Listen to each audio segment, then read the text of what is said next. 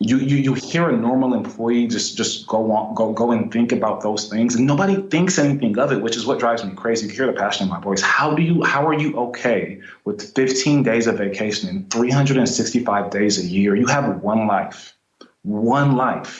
Why is that okay with you? Why is it okay that you're giving half your money to the government? Why is it okay that you're not ultimately building for the future? How can you do this for the next 40 years? How can you live a life where you do the same thing next year that you did last year? Why is that the goal? And I was so fed up with that. So long story short, Rocky, I believe that I needed to ultimately create income in a way that allowed me to travel the world. So I started these businesses, and all of those businesses were online businesses that allowed me to leverage my time, allowed me to leverage automation, allowed me to leverage different people in the business. But they all ultimately failed. Hey, it's Rocky. Welcome to Richer Soul. Today's guest is Daray Olaleye, who has pivoted from becoming a CPA to building a real estate empire.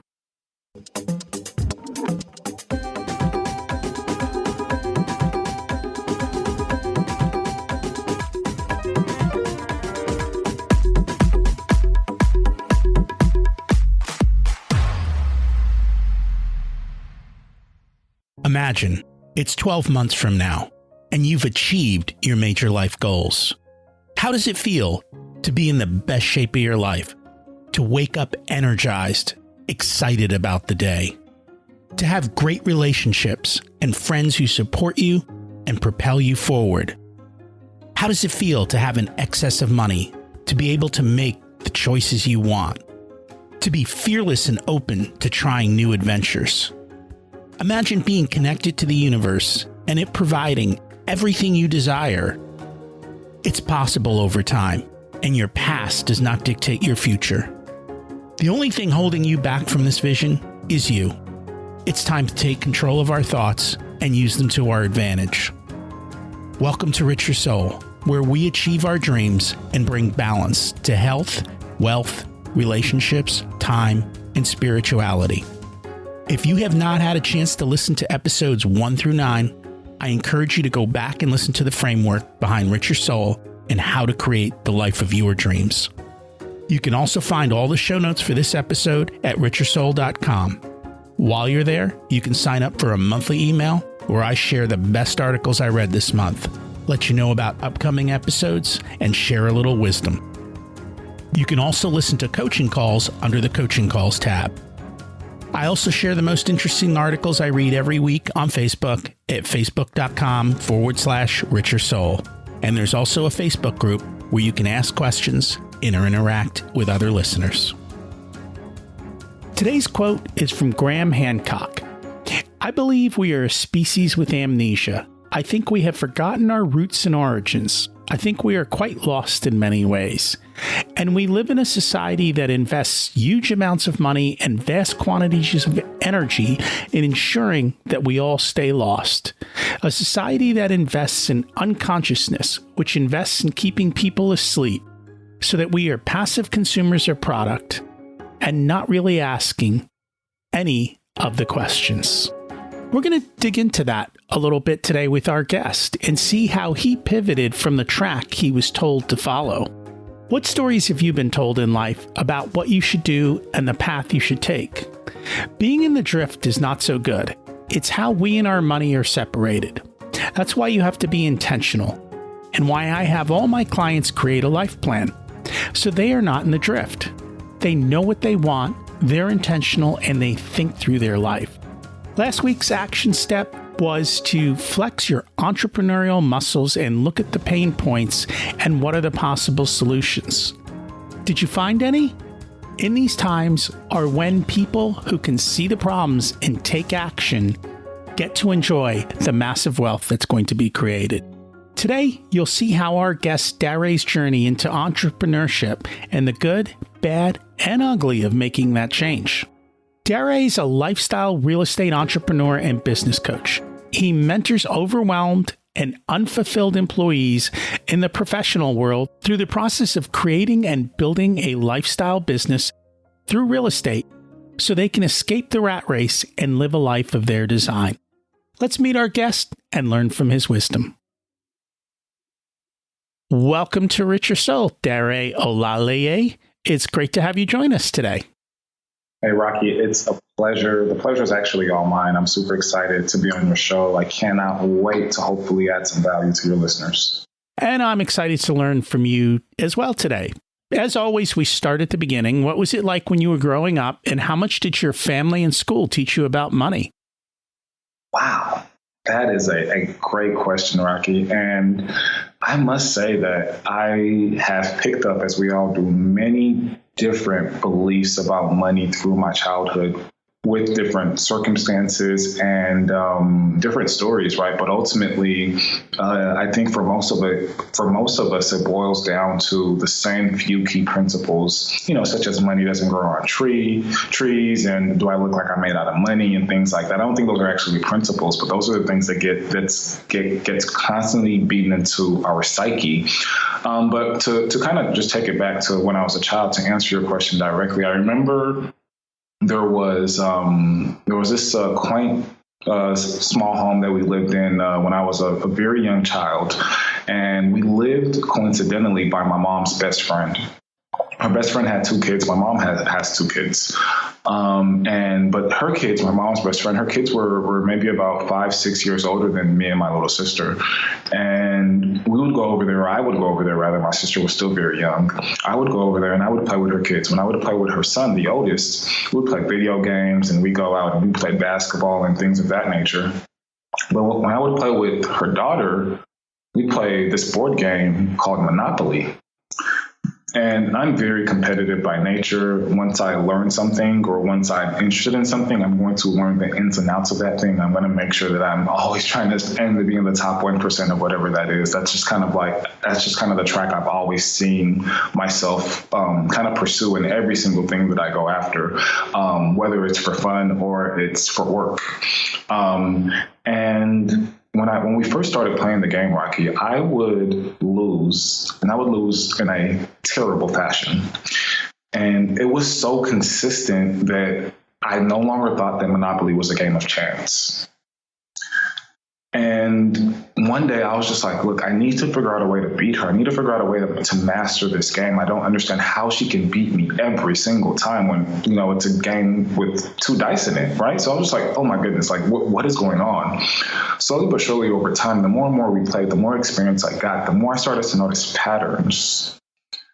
And the shift when I started beating her, and she never again beat me after that day, the shift was when I realized that same thing that holds true to real estate today, that the more board spaces that you occupy, meaning the more property that you own, and the higher rents that you're able to charge will ultimately allow you to win the game.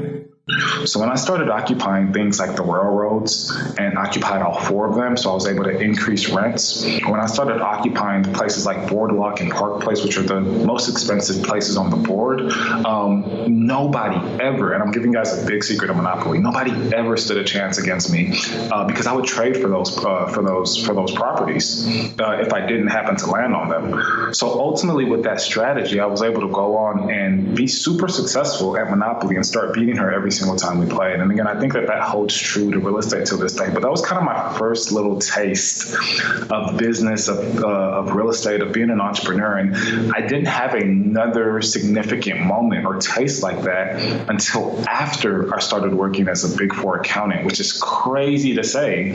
But for the next 10, 15 years, there wasn't really another pendulum swing for me to kind of come back to this childlike game and kind of realize some of the same strategies that we pursue today. And that's interesting. I know a lot of people have learned a lot from Monopoly, and it's one of those games that's kind of rite of passage to help you understand how these things work. I don't always see people willing to trade properties, though. So how did you get them to do that? Because that's the difficult part of the game. Right. And it takes a little bit of tactical maneuvering. And what I know about strategy and negotiating today, there's always a leverage point. And I may not always plain as day state my intention, and I may offer you something else for you to be able to kind of come back to what I originally wanted in the first place. But it's a little game of leverage and just kind of starting out in one place and working your way to where you guys find a common consensus. And actually, I've actually changed and perfected that method these days now. And this has been through years of just kind of figuring it out and hitting my head against the wall. But now I ultimately, to get deals done, I ultimately try to serve the person on the other end of the deal as much as I can. The only reason I'm able to do that is because I've learned my craft and I've learned enough varying strategies for me to be able to offer you what you want and get you where you want while I still get what I want. So it was a little bit different back then, and even when I first started as an entrepreneur and as an investor. But now what I would definitely propose to your listener base is to try to find a way to serve everybody that you work with so that it's a win-win-win across the board. And that is always the case, is if you help people get what they want, that's the Zig Ziglar quote, you will get what you want. And so you just have to learn how to do that and how to serve. So did you follow the traditional path through high school, college, and getting a job? Or did you go straight into entrepreneurship? I most definitely, Rocky, followed the traditional path. When I was in high school, graduation time is around the corner and it's time to pick your college. It's time to decide at the age of 17, 18, what the rest of your life looks like. For me, Rocky, that was a big burden. Like at such a young age, like just, hey, I have to choose something and this is the path that I will go on. And again, when I lock into something, I'm pretty adamant about learning the ins and outs of that thing. And for me, I wanted to make sure that whatever that thing was that I set my laurels on, that it was something that I truly wanted to do. But at the time, there was nothing, not a single thing, Rocky, that I actually really wanted to do. There was no true passion or desire. I could have pursued basketball after high school, and I chose not to do it, not because I couldn't, but I didn't think that I would have the desire long enough or the desire or the commitment to really take it to the next level. So I was stuck between, hey, what does college look like? What is my major? What would that turn into as far as a job? And I would ask people, I would ask the school counselor, and just to give you a little bit of context, my little sister, maybe from the age of 8 or 9 years old, she knew without a shadow of a doubt that she wanted to be an OBGYN. And it's crazy to say, but 15 years later, like she's graduating from Baylor with one of the highest MCAT scores in the nation, and she's still adamant about what she wants to do. I've been the exact opposite. So coming out of high school, I'm very risk averse and I'm looking for a way to hedge my bets. I'm looking for a way to major in something that I can quickly pivot if and when I find what my true desire is. This is my actual thought process in high school. What can I leverage for the eventual business that I'm going to be in? So I asked around, and again, talking to school counselors and other people, it was determined that I should go into the arena of numbers. I should maybe, go into finance or accounting or something of that nature. And that's what I did. I majored in accounting and taxation. And what happened in college, once I finally got to college, was that the study of accounting was studying transactions and trends in arrears. So basically things would happen over the past quarter or over the past year, and then you would compile documents and statements to show you what happened. Whereas the study of finance is forecasting things into the future, making projections. So they're very, very, very different arts. And ultimately I went with the accounting track because I figured that no matter what, I could always use this skill and this trait in whatever endeavor I go on to pursue, even though I didn't know what that was. When I got to college, I asked a few people again, like I did in high school, hey, like now that I'm studying accounting, where do I go work? What do I do? How do I build a career off of this? And there were lots of opportunities for me because I went from, being a nobody freshman to running these largest student organizations on our campus. And I don't mean just one or two. I mean, I was a prominent member and or leader of about 5, 6, or even 7 organizations, sometimes even at one time.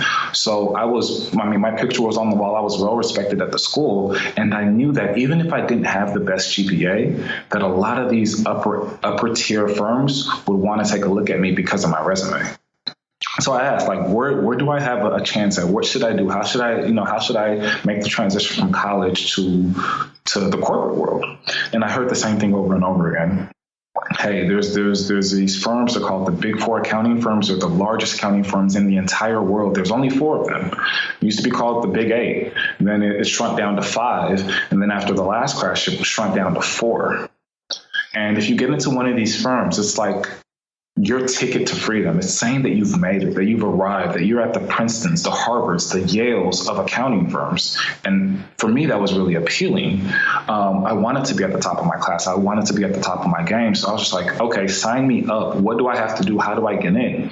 Now, the requirements to get into one of these firms are really stringent, really, really stringent, Rocky. Like, you need a 4.0. You need to be doing this, that, and the third. And miraculously, because of my resume and everything that I did around the school, I didn't meet the requirements to get into one of these Big Four accounting firms just on paper by my GPA. But when they factored in everything else that I participated in, that I grew, that I built, I took a organization from 500 people in the organization to 5,000 people in less than 2 years. So my track record to them allowed them to believe that I was a perfect fit for their company.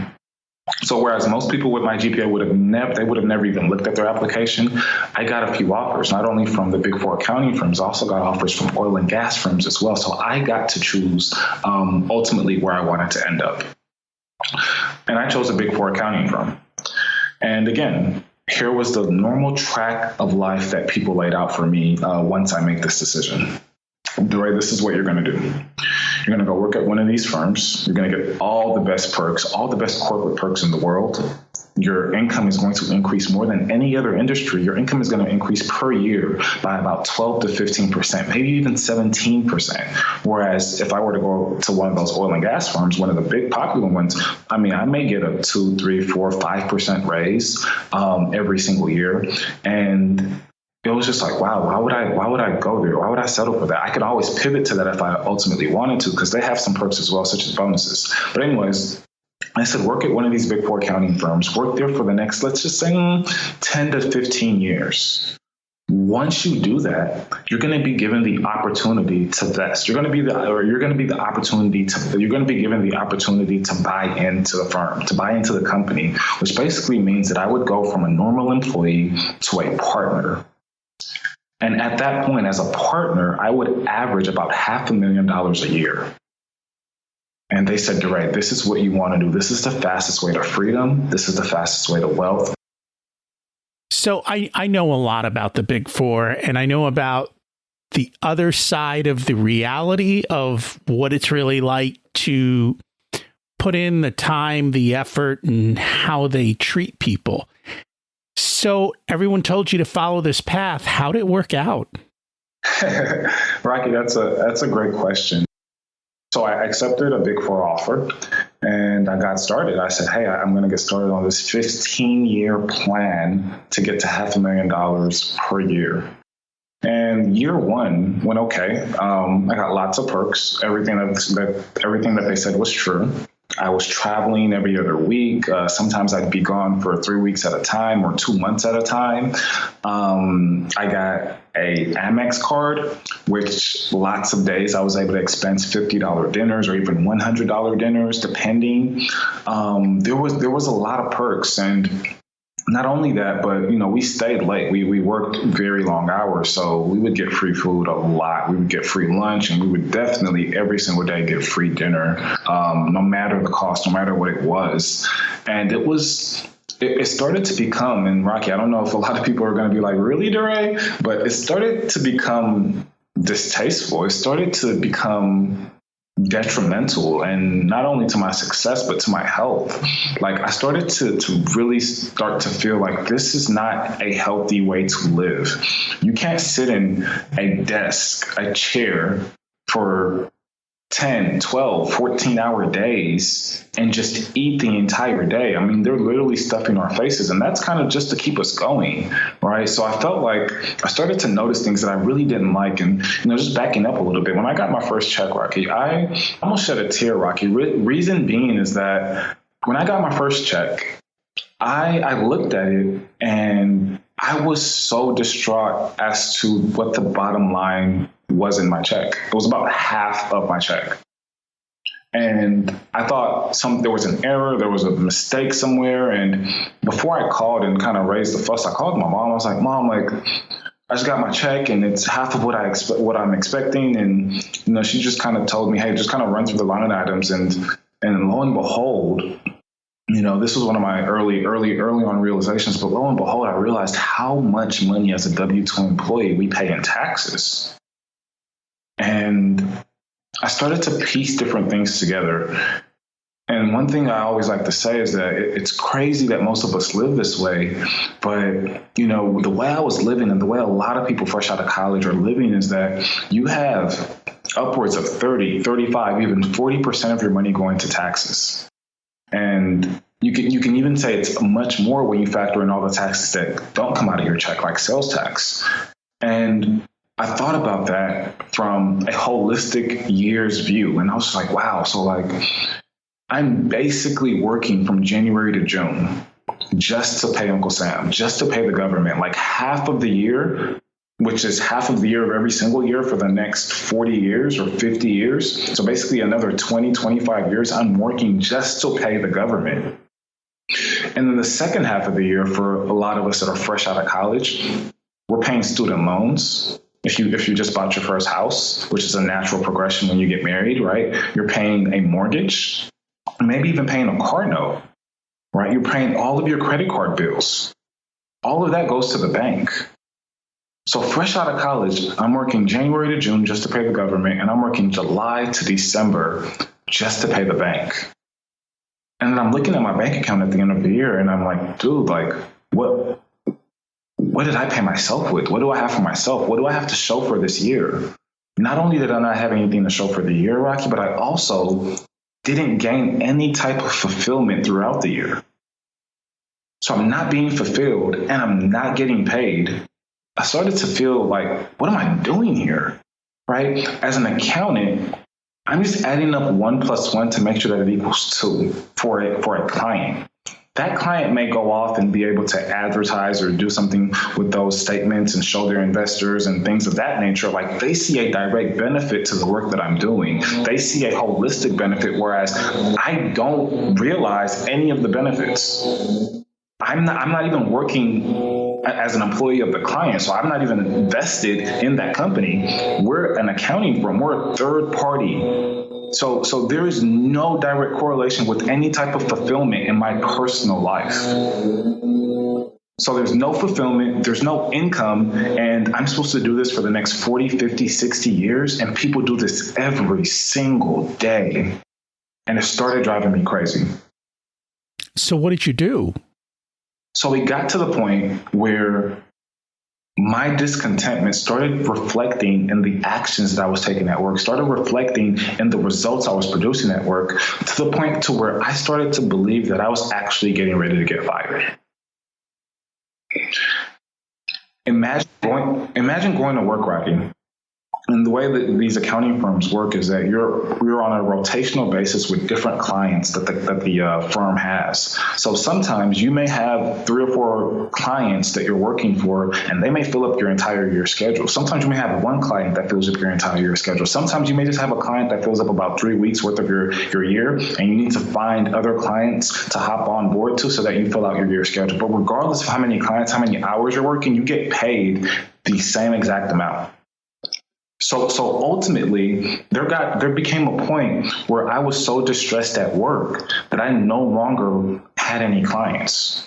So this for the first week, I was going crazy. I was just like, they're going to fire me like next week. Like, I'm not working for any clients. They're still paying me my paycheck. This is insane. I'm going to get fired. OMG, what do I do? What do I do? How do I get back on a client? Till when it happened, and it stretched out from that week to a month.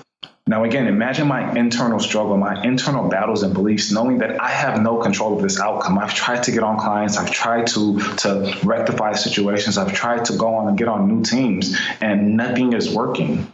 Imagine 2 months passes by and you're still getting a check, Rocky. You're still getting paid. But you know, at the end of the day, at the end of any day, that revenue stream could stop. At the end of any day. And then you live that life, not for 1 month, not for 2 months, not for 3 months, not for 6 months, but a whole 8 months, and you still get paid. Every single day I went in the office with torment. So imagine where I am mentally and emotionally, that I'm like, I have to find another way. I either need to go start looking for another job, or I need to find a way to build assets on the side. I didn't really think about this yet, but there's this woman, I call her my guardian angel. One day, she understood and realized the pain and the torment that I was going through just by being there. And she said, Daray, I've been reading this book on the way to work, and something just told me to give this book to you. Rocky, I was 24, 25 years old, and I hadn't read a single book my entire adult life. Not a single book. I tried to read 48 Laws of Power by Robert Greene. Year after year after year, I couldn't get past the first chapter. I wasn't a reader. I hated reading, probably. When she gave me this book, Rocky, it was the code. It was the language that I had been looking for the past few years. It was the first time I thought that there are other people who have the beliefs that I have. There are other people who see things the way I see them. There are other people who are not okay with this. Where have these people been all my life? And I will say, from that day forward, I read about a book a week, Rocky. I read well over 120 books up until this point. I read about a book a week from that very first day. And also what happened from that very first day I read that book, by the way, that book is Rich Dad, Poor Dad. I bought my first property 30 days later. You took pretty quick action then. Let me tell you why, Rocky.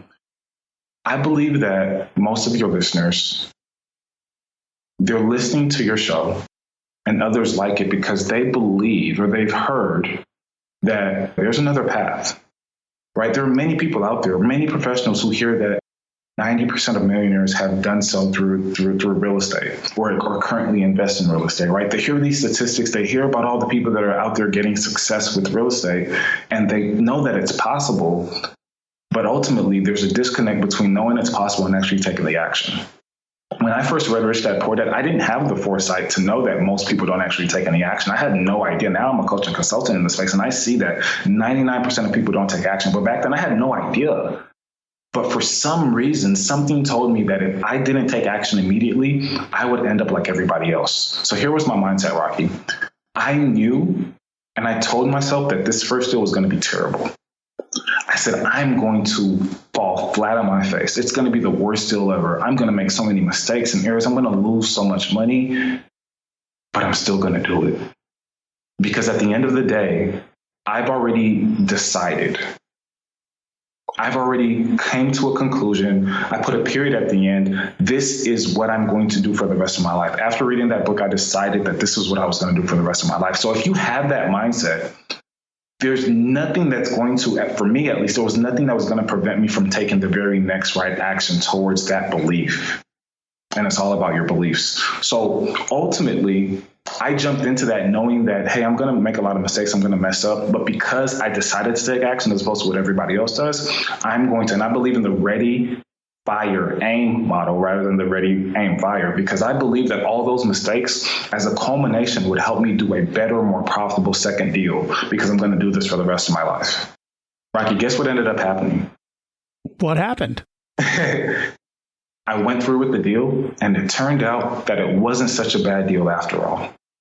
And a lot of times I think our fears are much bigger than the reality. 100%, Rocky, 100%. And I say all that to say that most people, they will stay at the starting blocks because they need to know everything before they get started. They have to know everything before they get started. They need all the lights to be green. They need everything to be explained to them. They need to think about the worst possible scenario and how they're going to get out of that. Whereas if you ready, fire, aim, because you fired so fast, you see where your bullet or your arrow or your target lands, you can quickly recorrect and get that much closer to your goal. And if there's any takeaway, is that you don't need to know anything before you get started. Everything that you need to know, you will learn along the way. Now, this is not saying, hey, just jump into stuff and be carefree. This is saying that you should have the confidence to make your first move.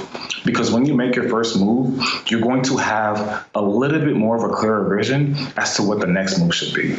but you cannot ever do that from the first place. It's just like if you walk a mile, you're going to be able to see a lot further out than if you're still in the original place. And you may have to pivot. That may just be the case, but you're not going to know that if you're still at the starting blocks weighing all the options rather than making a simple decision and then working on the results from there and building off of that. And that's very true. So what happened at work? As far as what goes, Rocky? Well, you were still at work. You made your first deal, right? You read the book. And then what happened? And then I actually did get fired. So all of my biggest worries, nightmares, they came true.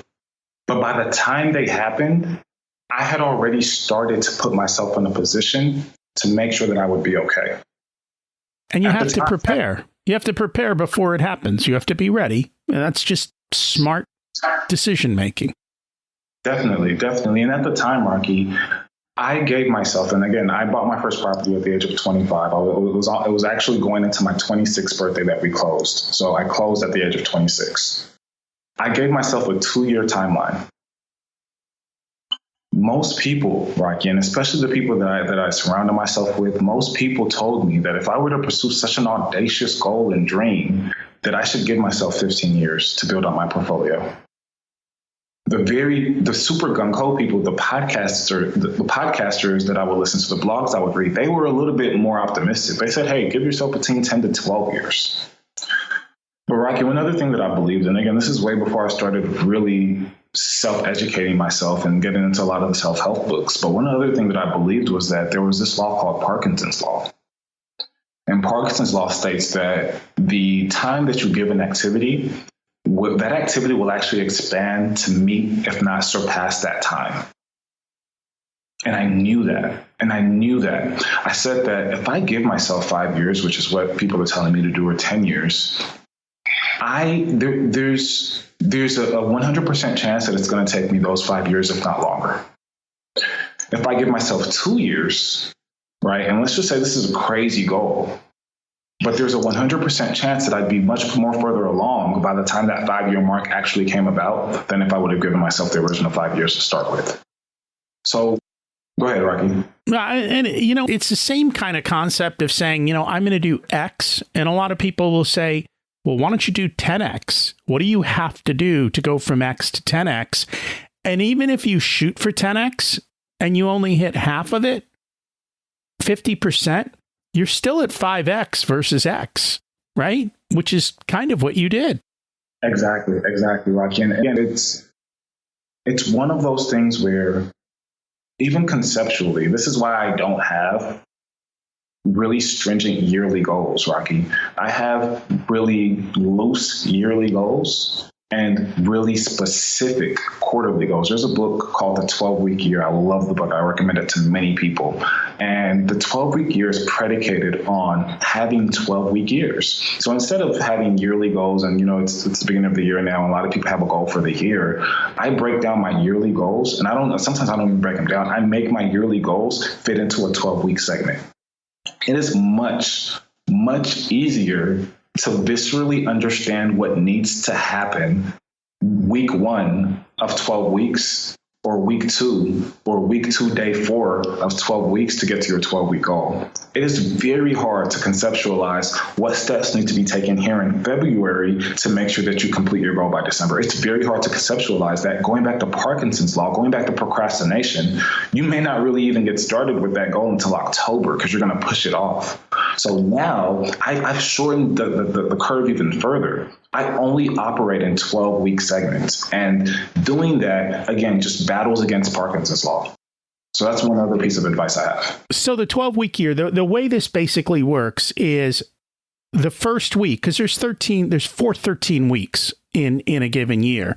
You spend the first week figuring out what you're going to do for the next 12 weeks. You kind of blank out the calendar, you take the time, you figure out what are all the action steps I need to do, you drop them into a calendar, and you have a singular focus then for the next 12 weeks of that quarter.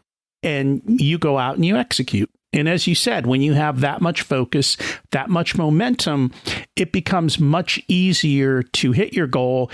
and you're less likely to be distracted because you're like, hey, that's wonderful. I'm going to put that on the list. But right now, this is what I'm working on for these 12 weeks. And that's where I'm at now. I'm currently working on marketing and messaging these 12 weeks. And so that is what I'm focused on. Everything else is on the back burner. And at the end of these 12 weeks, I will have a new theme and I'll take the time to figure out what that looks like. And we'll go forward for the next 12 weeks. I love that. I love that. That is a beautiful way to prevent yourself from distractions. So I do the same thing. And I'm currently 4 quarters out as far as what goals I have per quarter. So if I get a new activity, if I get a new burning desire for a new product or a new anything, I'm going to have to hold that burning desire for at least another year. So it can be the thing I do Q1 of next year. And if that desire is still there, not only does this prevent me from wasting time now and just completely switching to that and hating that in a year, but it also shows me that, hey, this is something I really want to do.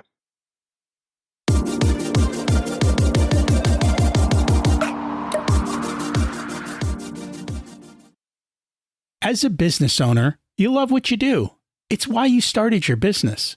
However, the business of business causes you stress and anxiety and keeps you up late at night. Welcome to the club. Over 80% of business owners hate the business part of running a business. It doesn't have to be that way. No, you don't have to learn how to read complicated financial statements. We create systems that run in the background, and I implement the systems in conjunction with your bookkeeper and accountant, analyze the information, and bring you better questions on how to run your business. It's a lot less expensive than you think to have a service like this, and not having it is why so many business owners struggle with money. The outcome is you can focus on what you love in your business, knowing that your finances are in order. Your business becomes more valuable, and banks are standing in line to provide working capital. You get to sleep at night. Learn more by listening to episode 163 with Mike Michalowicz as we discuss the process, or go to profitcomesfirst.com. Want to cut to the chase? There's a link in the show notes for a 15-minute no-obligation call to see if this makes sense for you. Schedule now and get your business on a rock-solid foundation.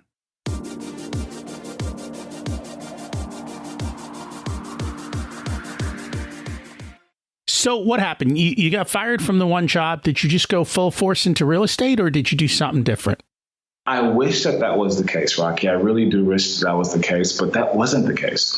Going back to Rich Dad Poor Dad, I believe it was Rich Dad Poor Dad. By this time, I probably had read maybe about 10 to 13 books. And I remember one of those books, it probably was Rich Dad Poor Dad, said that why go to school to pay 40, 50 grand in educational fees for a specific trade that you want to learn, instead of going to work at a job that complements that trade, that teaches you that trade and pays you to learn that trade.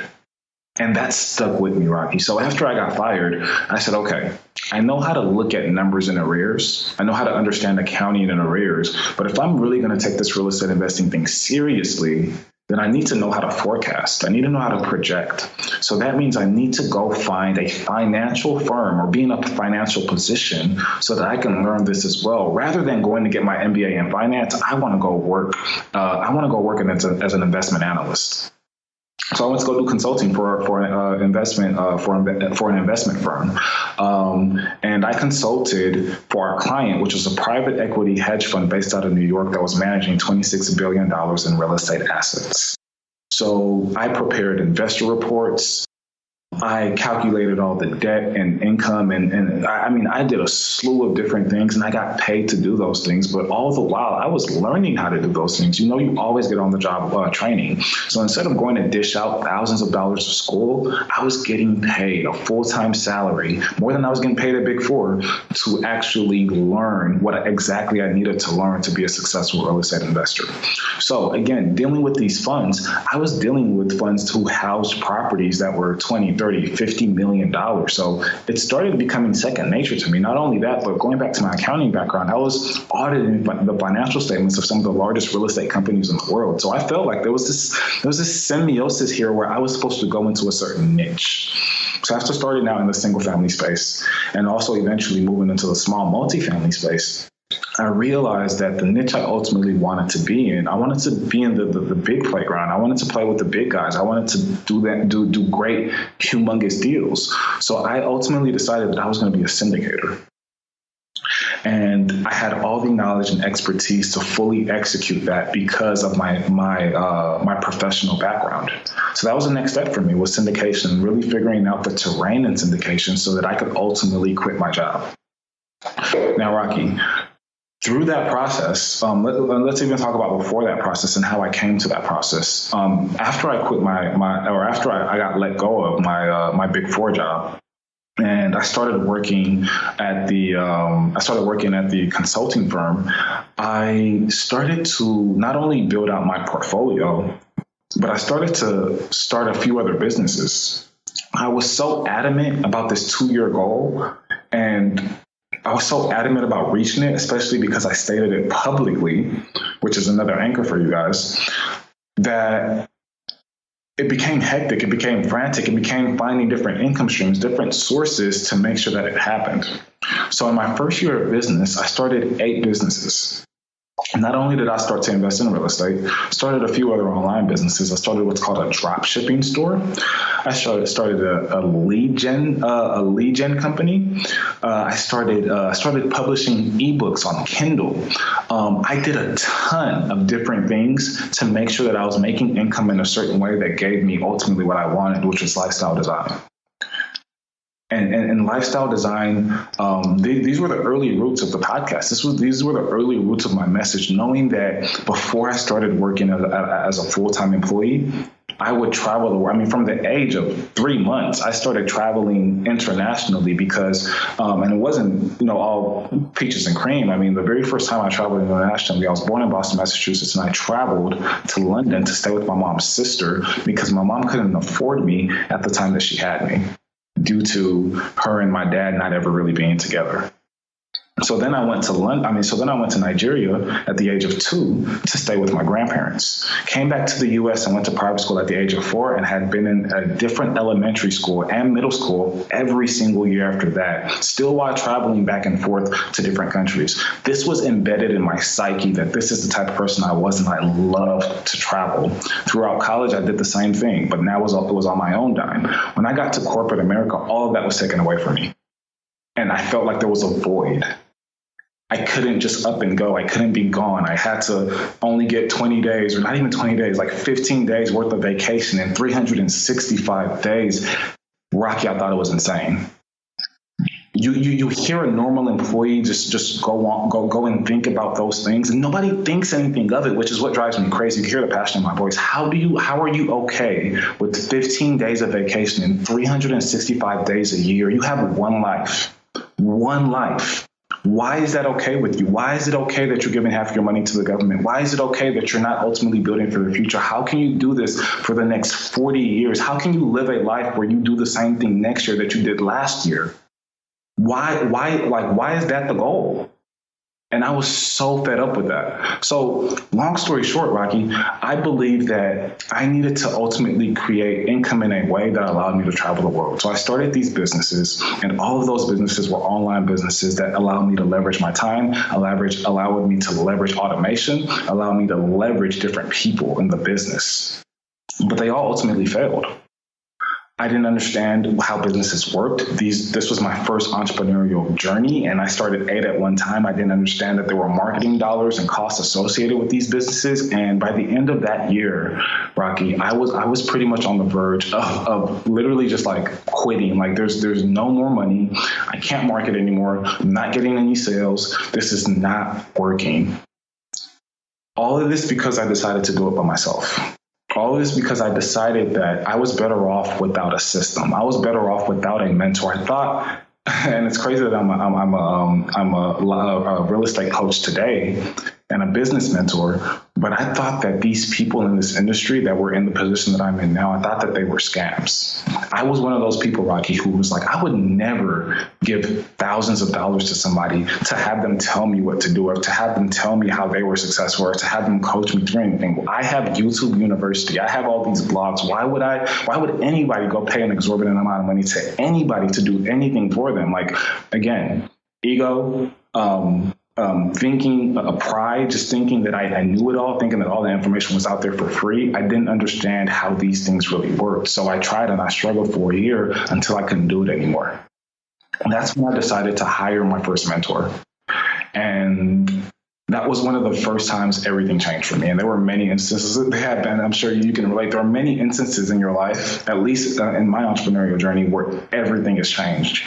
The very first time I hired a mentor where I couldn't afford a mentor and couldn't afford to pay a mentor 5 figures, I found a way to be resourceful. And because of my resourcefulness, everything changed for me.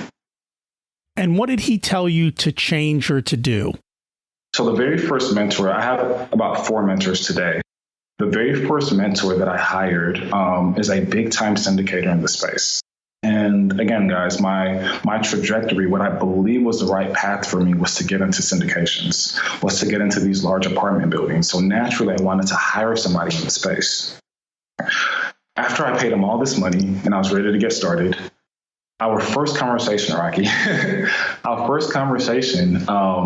and by this time I had gotten a little bit smarter and I kind of just let those businesses fall by the wayside. I think I kept like 1 or 2 that were maybe producing about $1,000 a month in passive income for me. But the rest of them, like, it just didn't make any sense anymore. So I had 1 or 2 businesses and I had a few rentals and I was ready to jump into the apartment space. And the very first thing, and guys, just imagine like this young entrepreneur who's super excited, super motivated, ready to hit the ground running and knock on doors and raise money and all this stuff. And your mentor, your Mr. Miyagi says, "Hey, Daray, slow down. Here's what I want you to do first." And this is unorthodox until this day. But he told me he wanted me to create a platform. I was like, his name is Joe. I was like, "Joe, a platform? Are you kidding? I didn't pay you all this money for you to tell me to go and create a platform, which has nothing to do with real estate, which has nothing to do with what I hired you for." He said, "Daray, trust me. Go do this first, and then we'll talk about real estate." Again, the whole Mr. Miyagi thing, like Danielson was doing things that he was just like, "Dude, like, why am I doing this? This is a waste of my time. I came to learn karate." And lo and behold, the platform that he had me create, which is my podcast to this day, has been the single biggest thing in my entire business. The single most important thing in my entire business that has propelled me to where I am today. What is it about the podcast that has propelled you? Man, Rocky, I want to create an episode on this or a blog post on this because I want to get all my thoughts out on paper. I don't want to miss a single thing, but there's just so much, from confidence to connections to resources to affiliates to new strategies. I mean, it goes on. It doesn't stop. There's so much to kind of dig deep into that, just naming those things, it doesn't do each of those justice, because when you have a platform, when you're seen as an authority, when you're able to interview and interact with people who normally wouldn't give you a second of their day, and now you have a whole hour or hour and a half with them. There's a book I recently read called Tribe of Mentors by David Osborne. You may have heard of him. He was actually on the podcast a few weeks ago. And he's also the author of a few other popular books, such as Miracle Morning Millionaires he did with Hal Elrod.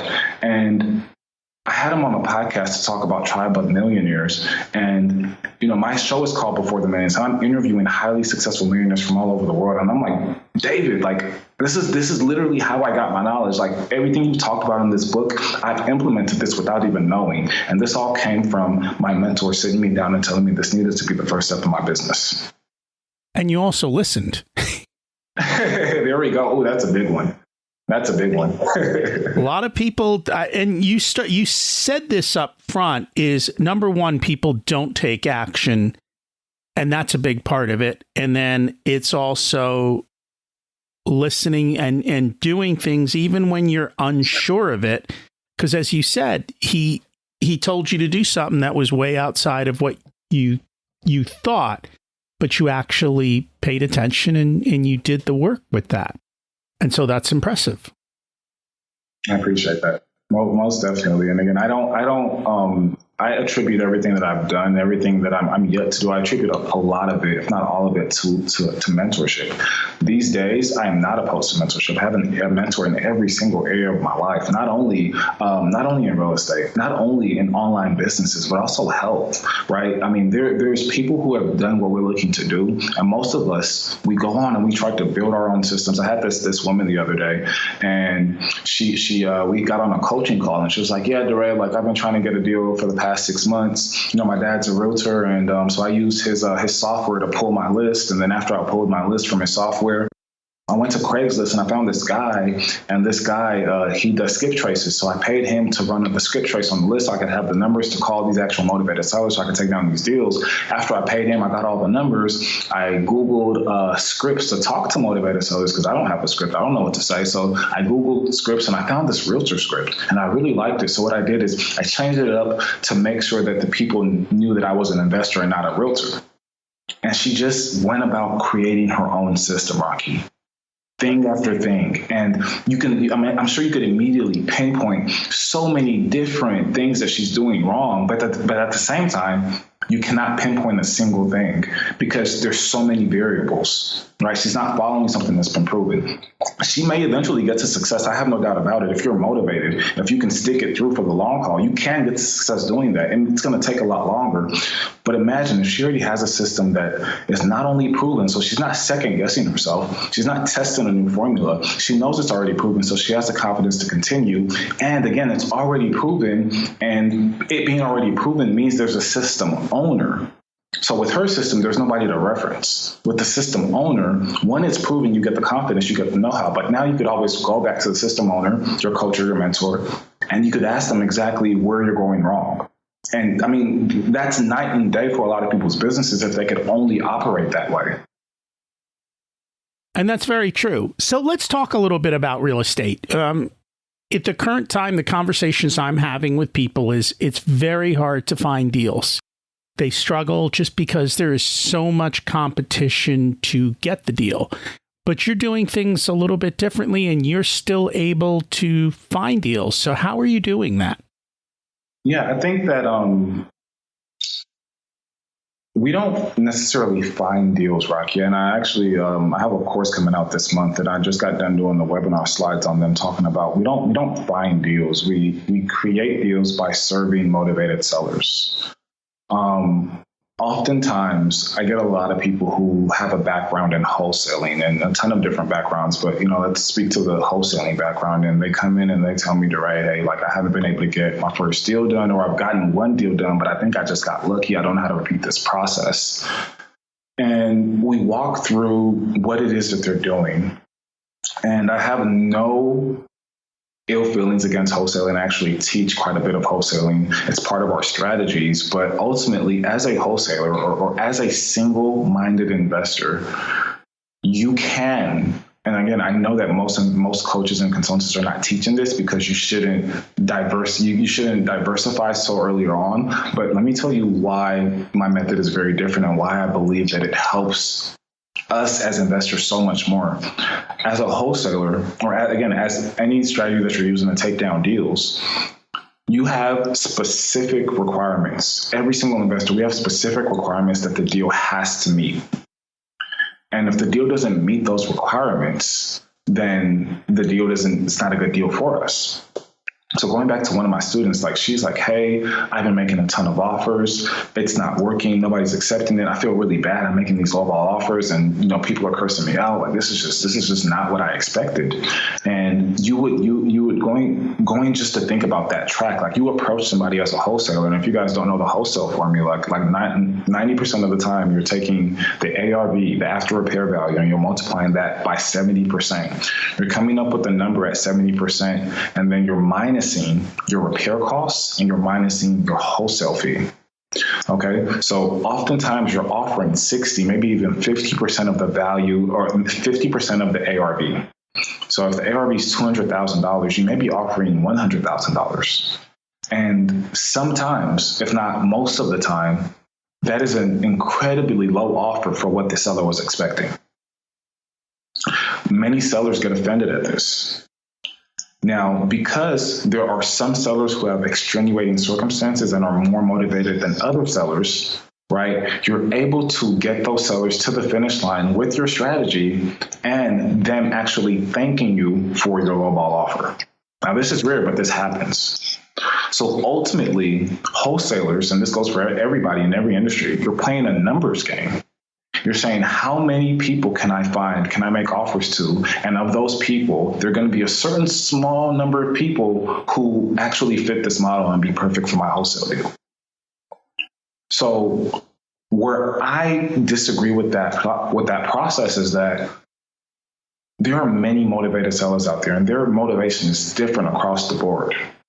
For some people, a wholesale deal is perfect. For some people, it may be the worst possible thing for them. Going back to how we talked about how I do deals now when we talk about monopoly, why would I, in good conscience, recommend something for you that I don't think is the best possible thing that I can recommend to you if I know that there are other better solutions for you out there? It's out of integrity with who I am. It's out of integrity with everything I believe in. So yes, wholesale deals, the wholesale model is beautiful, but it's for a certain type of motivation. And when you approach a motivated seller, and regardless of their motivation, regardless of their situation, regardless if they have their house free and clear, regardless if they have a vacant house that doesn't need any repairs, you're still going to offer 70% minus ARV. You're still going to offer your half price. It doesn't work for everybody. So you're going to do a lot less deals, and you're going to piss a lot of people off. That's very true. So how do you do it differently? So here's what we do. Instead of just learning how to wholesale, we have two total creative strategies that kind of matriculate into four strategies. But our primary strategies for taking down deals are assignments and owner financing. There are two assignment deals that we do. One is the wholesale assignment, one is the tenant buyer assignment. And there are two owner financing type deals that we do. So you can call it, it's all the same thing, but it kind of depends on the numbers of the deal if there's a mortgage on the property. But long and short, there's owner financing, and then there's subject to the existing mortgage. So those are that's our wheelhouse. And what this wheelhouse allows us to do is it allows us to take down any and every deal as long as the seller is motivated. So imagine going to a meeting and you're no longer trying to fit somebody into your box. You're no longer trying to browbeat somebody into believing that you have the best possible offer. But because you know that you have these strategies in your tool belt and you can take down the deal in multiple different ways and can still profit regardless of the way that the seller chooses, you go in there with a clear conscience. And it's not about you. It's about them. And you ask them a series of questions and you find out what their true motivation is and what they actually really need. And then you craft a game plan around what they need because you have a few strategies that allow you to be creative. Does that make sense, Rocky? It makes total sense. And I think that's one of the issues, especially in real estate. We never ask the question of the person on the other side, what are your needs in selling this property? Because for many people, there are different needs. And if you don't understand them, then you're not always going to get the best opportune result because you're doing it for your needs. They're doing it for their needs. And you're each kind of out of symbiosis. When you're working together, you both actually end up with more at the end of the day. Exactly. I love it. So can you explain the strategies in a little bit more depth so that somebody could understand them a little bit more? Sure. So there is, I actually talked about this recently on the podcast. I have one of my students who found a property. And this property, man, I wish I had the exact numbers in front of me, but your listeners can always kind of go back and listen to that episode. We broke it down on the call, but this property was in the $200,000 range. And let me just give you a number for this example. I think that the property was on the market for, I want to give you the exact number, but let's just say it was $245,000. It was on the market for $245,000 and it was listed on the market with a realtor. Okay. So the exact scenario of this motivation of this seller, again, you guys can go back and listen to that. But ultimately, the seller has a property and the seller's paying their mortgage on this property. They don't live on the property, but they're paying a mortgage on the property, meaning they're paying two mortgages. The property is vacant, and they have a realtor that's listed the property at $245,000. This realtor has a 6-month contract to sell the property. So over the next 6 months, the owner is paying all the bills associated with the property, and it's vacant, so they're keeping the lights on and things of that nature. So let's just say total all in every single month, they're at $1,500. So in 6 months, if the property does sell within 6 months, by the 6th month, they would have spent, $9,000 just in holding costs. But that's not it. So that's again, that's just call that 10 grand off of the 245. That's 235. And I hate to do numbers on podcasts. So Rocky, stop me at any point if it gets confusing. So that's 235. There are fees associated with closing on the property, such as the realtor commissions. Realtor commissions average between 5 and 7%. Let's just call it at 6%.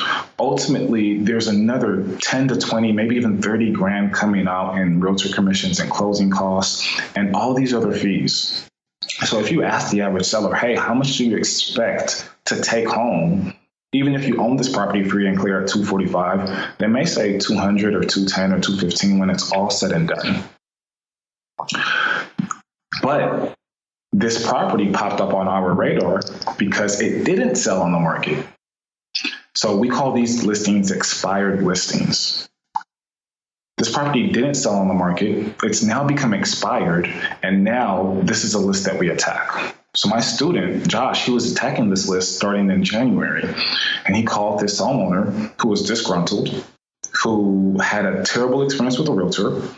And ultimately, he wanted to be done with this deal as quickly as possible. He no longer wanted to pay $1,500 a month. So he can go back and list it with that same realtor or another realtor, or list it by himself and kind of figure out that whole minutia from another state. But the options, because I know his motivation and his pain points and what he's been presented with, the options that he had were not suitable for his motivation. But the options that we have are very suitable for his motivation. So I mentioned that there are two types of assignments. One is a wholesale assignment. The other one is a tenant buyer assignment. Okay, the typical wholesale assignment, you will typically be offering a deep discount on what the property is actually worth or what the property can be worth once it's fixed up. Okay, so the type of people that go after these assignments once we get them under contract would be fixers and flippers, rehabbers, maybe even property investors. So, the fixer and flipper may be looking at 70 to 80% ARV. The rental property investor may be looking at 80 to 90, 95% ARV as far as how much they would buy the property for. The traditional homeowner or the traditional home buyer would buy the property for maybe 100% ARV or maybe even 105. But the tenant buyer pool, which makes up 80%, 82% of the market, they are going to buy these properties for 110, 115% of ARV sometimes. And you may be like, well, Daray, why would they do that? And again, guys, there's so many caveats, and I can go a lot of different directions, but I want to give you guys the bare bones, like how this strategy works. So with assignments, you can either assign your deal to somebody, which is most likely going to be a property that's in distress, right, that needs a little tender loving care, right? You would assign those deals to fixers and flippers, whereas pristine properties, move-in ready properties that are ready, that have already been on the market, right? You could assign those deals to tenant buyers. Okay, so what that creates in the market is this. That same listing that realtor couldn't sell at $245, we may be able to sell it at $295. We may be able to sell it at $285. He had it listed at the time at, I believe, $310, just to test the market. Same thing with the wholesale assignment. You have little to no risk in the deal, and I hate to say that because risk is a big thing for a lot of people. But you have little to no risk in the deal. All you're doing is you're getting the property under contract so that you have equitable interest in the property, and then you're going to find yourself a tenant buyer to take on that option to buy the property. So ultimately, you can test the market at $310, $295, and $285, and you may not get anybody in those price ranges, but it's not at any risk to you. They're just testing the market. So I think what he ended up doing is he actually ended up getting the property to sell to a tenant buyer at $295. Okay. And because he was able to get the property that's worth $245 to sell to a tenant buyer at $295, he's created an enormous spread. And you're like, well, Daray, well, he's cheating the tenant buyer. And I already told you guys, I try to appease to every single party. The way the strategy works is that similar to how you buy a car, if you're going to finance a car, you know that you're going to pay a whole lot more for that car than if you bought that car cash. Okay, most people who are tenant buyers, they want to be homeowners. They want to own their own house, but ultimately they're not in the right position to do that just yet. They're not in the right position to qualify for bank financing, right? Whether they just went through a nasty divorce, they have a blemish on their credit report that needs to be cleaned up, they need seasoning at their job. There's so many different reasons why just today they're not able to qualify. These aren't bad people by any means. I mean, some of these people are super, super successful entrepreneurs. And just because of the fact that they're entrepreneurs, they can't get financing, especially for these higher end homes. So ultimately, I work with these people to make sure that they're able to qualify for our rent to own program. So they'll be renting the property for a certain amount of time while they fix their financial condition for them to eventually be able to qualify for that loan. So they're locking in the price today for a property that they're not really buying for another 2 years. Now, the alternative is to go stay in your apartment and pay rent and have the market pass you by over those next 2 years and pay whatever market is when you finally do decide to buy a property. Whereas our option, they're locking in at $245 today. So if the market continues to grow and pass people by, it's not going to pass them by because they've already locked in their price 2 years ago. So if it grows past that $295, they've already locked in their price. And all of that growth is equity that they capture. So it's a win-win-win for all parties. And they're able to move into the property that they haven't yet purchased 2 years earlier and start to do the things that they want to do in that property, start a family. So it's a win-win-win across the board. How we make our money is, again, the realtor would make money from the fact that they're going to collect their 6%. We're making our money on the spread that we've created. So we're not taking any money out of the owner's pocket. In fact, the owner is going to end up making a whole lot more money. So that's a simple scenario. And guys, I would really encourage you guys to listen to that podcast episode with my client because we went super in detail with this deal. But that's a simple scenario of how my client is able to pull out $40,000 out of a deal he's only in for 2 weeks. So that's the difference between an assignment of a wholesale deal and an assignment of a tenant buyer. Now, I'm super risk adverse. I mean, I come from an accounting background. So the primary other strategy where you can pull out a $40,000 payout is not going to take a few weeks, which you know is fixing and flipping. And it's going to be a lot more risk involved because the market changes over time, because construction cost changes, because material costs change, because the buyer pool changes. I was going to say that's very true. And thank you for sharing that, because I like to share different ways that people can get involved in real estate in different ways that are available to them. And actually, in this particular situation, there was no money out of your pocket at all, was there? None at all. So you can get involved in real estate with essentially no money. Correct. 100%. I just wanted to make that clear. And I always say that, but I always add this caveat because just so people are not like, well, you guys said this. What, especially through how I teach it, what you're primarily paying for is marketing. So when I tell people, hey, you can get into real estate with no money down, you're still building. What I would like for you to do is you're still building a real estate marketing machine that brings you in leads month after month so that income is predictable.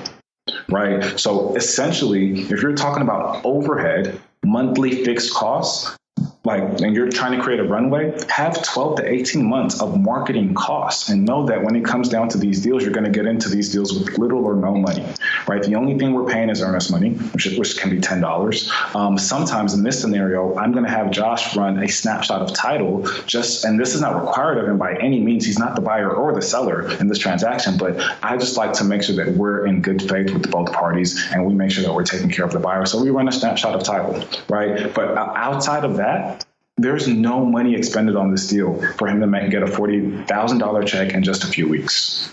But, and I want to make this clear, it takes time and effort. So you do have to put the time and effort into this. And if you're going to make it a system that continues on, then you have to have your marketing costs and all your other things. And it's work. And I don't want people to think this is an overnight success thing, because it's not. It takes effort. It's understanding the system. It's talking to the buyers. It's talking to the sellers. It's making sure the deal comes down and it finishes out. And I want to touch on one last thing I didn't quite finish out with the sellers, but again, this seller has been paying $1,500 in expenses for the past 6 months, and they know that there's a lot of money that's going to be taken out of the bottom line. Whereas now, I've put in a tenant buyer in place who's not only paying $1,500, right, but they're paying $1,700 or $1,800 in rent. So that means they're covering the entire $1,500, and the seller is making $300 extra a month for the next 24 months. Okay, so not only that, but we give the sellers a portion of the down payment. So in this scenario, Josh is going to give the seller, I believe, $8,000. So if you take $8,000, let's just say the down payment on this deal at $295, the down payment, let's just call it at 10% or it'll be a little under 10%, but let's call it at 10%. And let's call it at $30K. So $295 minus $30K is $265. Okay. So the tenant buyer needs to go qualify for financing at $265. The tenant buyer has already put down $30K, right? They've already put down $30K, which is their down payment, 10%, of which $8,000 went to the seller. Okay? If $8,000 is going to the seller and they're going to collect $300 extra in rent every single month for 24 months, that is another 300 times 24. That's another $7,200. Okay, not including the $1,500 that's going to the debt pay down. Okay, so guys, you guys can see where there's a lot of money involved in this deal for the seller that it would be a no-brainer for a seller to be like, dude, Daray, we're going with you guys' deals all day, every day, right? And then on the back end, they're going to get that $265. But don't forget that the tenant buyer has been paying down their mortgage. So let's just say there was a $200,000 mortgage when they first started. Well, maybe now that mortgage is, what did I call that? 200,000. Maybe now that mortgage is at 195, right? So there's continuous equity building into that. And oftentimes that seller that was only going to get $200,000 on the market after their realtor sold it at 245 is now making $255, $260,000 on the deal, even more than they originally were going to make before fees were taken out with the option they had before. So it's a natural, just like, oh my goodness, why didn't I find you guys sooner type of ordeal when you're able to find these types of deals. And it comes down to running the numbers and understanding them and doing the math, which is something that a lot of people don't do. You always have to do the math, run the numbers, and see if it works. And if it does, then you've got a great deal. 100%.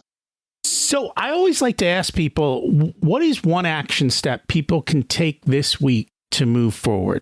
And it doesn't have to be real estate oriented, just in general. One of the most powerful things that I've ever done as it pertains to my life and my business was to start, and it didn't really start when I started this, but I'll explain. But one of the most powerful things I've ever done in my business was to start journaling. In 2016, 2017, I would use different apps and I would try different methods and all this sort. And it was helpful. It was great for reflection, but it wasn't until 2018 I found this journal that I really, really liked. I'm no affiliate of it by any means, but I found this journal that I really, really liked. And it was able to really just going back to the 12-week year, have me focus on certain goals over a 90-day period. I get one of these journals every quarter, and really just honing in on the top tasks that need to be done every single day. My KPIs to push my business forward has been a complete game changer. Rocky, we talked about on my podcast the other day that, this is how my morning schedule looks. I wake up at 5 a.m. For the first hour, I performed some type of miracle morning and or 5 a.m. club routine. If you have read either of those books, you know what I'm talking about. After that first hour, which includes meditation, learning something new, which for me right now in the season is Spanish, and a few other things, I go to the gym. And Rocky, you and I have talked about the fact that I used to go to the gym from 6 to 8 a.m. Because that was just what I was taught, and I knew how to get the results that I wanted from those lengthy 2-hour workouts. And from 6 to 8, I would go to the gym. And then from 8 to 10, I would perform, according to my journal, whatever my quarterly goals were, I would perform the two or the one key task, the one thing, like Gary Keller always says, the one thing that if you do nothing else in your business, or if you let things falter in your business, the one thing that will continue to keep business moving forward. That's what I do between 8 and 10. So get this, by 10 a.m., when most people are just now starting their day, they're just now getting into the groove because they got to work at 9 or 9:15 of their morning, I have completed my day in every single major important area of my life, from health, wealth, relationships. Everything is so succinctly done by 10 a.m. that when I actually start my day and I get on calls like this and do interviews and be interviewed on other shows and do coaching calls, things of that nature, I could literally from 10 on cancel my entire day if I have an emergency or if I just feel like it or if I'm just tired.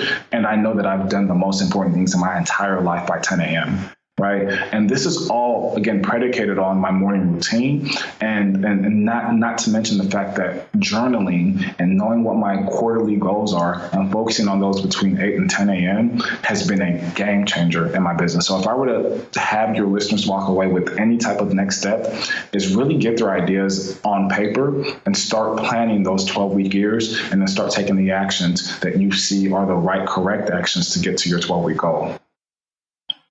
And that's impressive. And people do need to get themselves moving in the morning, get your most important things done. And by 10 a.m., if you can crank out everything you need to do, the rest of the day is gravy. And it's doable. You just have to figure out how to do it for yourself.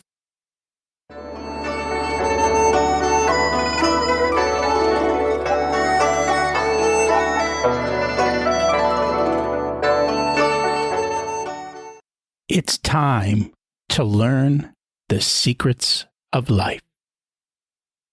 What's your secret to living an abundant life? Wow. My secret to living an abundant life. I could go a lot of different directions with this, but I think appreciation and gratitude.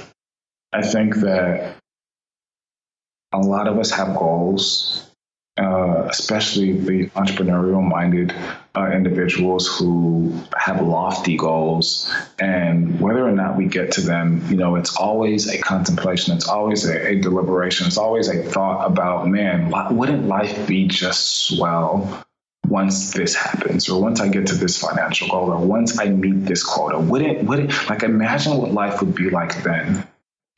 And in my very, very short stint as an entrepreneur, one thing I've come to realize is that every single time you get to one of those goals, the target moves. Every single time you get to one of those goals, the target moves.